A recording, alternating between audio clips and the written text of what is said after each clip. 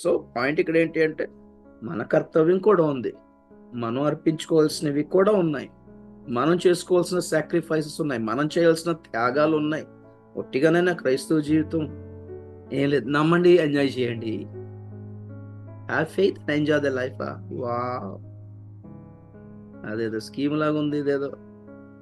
ఒకసారి 10,000 కట్టండి, నెల నెల 5,000 వస్తానే ఉంటుంది జీవితాంతం. దొంగ స్కీమ్లో చేరిన వాళ్ళందరూ ఎలా దొంగలైపోయారో పడి, అలాగే ఈ క్రైస్తవ జీవితంలో చాలా దొంగలు తయారైపోయారు. Have faith and enjoy the life. అమ్మో, అదే నిజమైతే అంత ఈజీ అయితే మరి ఎందుకు నమ్ముకోవట్లేదు జనాలు బయట? మీరు చెప్పండి సరే. ఇట్స్ నాట్ దాట్ ఈజీ, అనుకున్నంత సులువేం కాదు ఇది.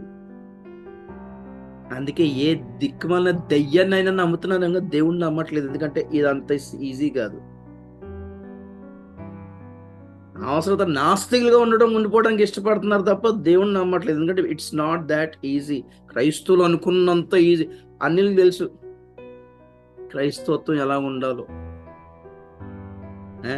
క్రైస్తవుడు ఎవడం తాగాడు అనుకోండి, నువ్వు మీరు క్రిస్టియన్స్ అవి తాగుతున్నారండి అంటారు. వాళ్ళకి అర్థమైపోయింది క్రైస్తవులు ఎలా ఉండాలో, అన్నిలకి అర్థం అవుతుంది క్రైస్తవులు ఎలా ఉండాలో. అదేంటంటే మీరు పాస్టర్ ఉండి అబద్ధం చెప్తున్నారు ఏంటండి అంటారు. పాస్టర్ ఎలా ఉండాలో వాళ్ళకి తెలుసు. వాళ్ళు మన ప్రభుని అంతగా స్టడీ చేశారు. వాళ్ళు ఎందుకు రారు? ఇది కష్టం కాబట్టి రారు, ఇది ఇరుకు మార్గం అని తెలిసి రారు. ప్రభుని నమ్ముకుంటే నిక్కచ్చిగా ఉండాలని తెలిసి కాబట్టి రావట్లేదు. వాళ్ళనే యథార్థంగా ఉన్నారు, మనమే వేషధారణం అవుతున్నాం వచ్చి. వాళ్ళు తెలుసు ప్రభుని నమ్ముకుంటే అబద్ధం చెప్పకూడదు, ప్రభుని నమ్ముకుంటే సత్యమే చెప్పాలి, ప్రభుని నమ్ముకుంటే దొంగ పనులు చేయొద్దు, ప్రభుని నమ్ముకుంటే అబద్ధాలు చెప్పొద్దు. వాళ్ళు తెలుసు, దే నో ఎవ్రీథింగ్. మన ప్రభు ఎంత కరెక్టో వాళ్ళకి తెలుసు. అందుకే క్రీస్తులను ఒప్పుకుంటారేమో కానీ క్రైస్తువులను అస్సలు ఒప్పుకుంటలేదు. ఎందుకు అంటే క్రీస్తు లాంటి క్రైస్తువులు కారు కదా. క్రీస్తు నమ్ముకున్న వాళ్ళందరూ ఎక్కువ శాతం దొంగ బ్యాచ్ అని వాళ్ళకి తెలుసు బాగా.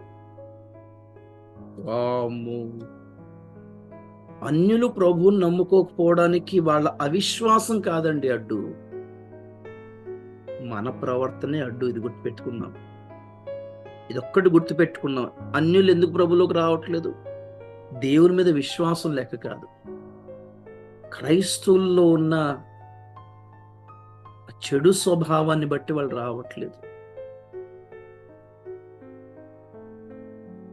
మనమేమో మారకుండా వాళ్ళ కోసం తెగ ప్రార్థన చేస్తుంటాం, అందుకే మారట్లేదు. మన ప్రార్థనలో ఏమాత్రం న్యాయం ఉంటే దేవుడు వినేటోడు. ఈ జనరేషన్లో మాత్రం ఏదో అరకొరగా కడుపు నొప్పి బాగైందనో నడుపు నొప్పి బాగైందనో పిల్లలు పుట్టారనే వచ్చి బాప్తిసాలు తీసుకుంటున్నారు తప్ప విశ్వాసం అంతా వ్యాలిడ్ కాదని ఎప్పుడో చెప్పాను మీకు.